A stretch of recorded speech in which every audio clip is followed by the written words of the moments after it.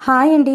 వినాయక చవితి రోజు వినాయకుడికి సమర్పించడం కోసమని రకరకాల పత్రాలను మనం సేకరించి సమర్పిస్తాము. ఎందువలనంటే వినాయకుడు ఏనుగు అవతారం కదా, ఏనుగు తినగలిగేటటువంటి ఆకులన్నిటిని కూడా సేకరించి వినాయక పూజలో పెట్టడం అనేటువంటిది జరుగుతుంది. అందులో 21 రకాలు మనము స్పెషల్గా పెట్టడం జరుగుతుంది.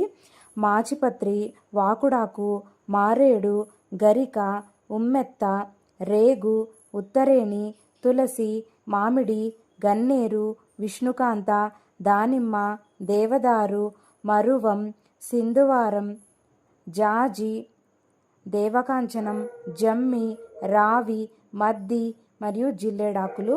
ఈ విధంగా 21 రకాల ఆకులను అయితే సేకరించి మనం పూజలో పెడతాం. నాకైతే కొన్ని ఒక 3 దొరకలేదండి. మీకు దొరికితే అన్ని రకాలు సేకరించి కూడా పెట్టండి, చాలా మంచిది. Thank you.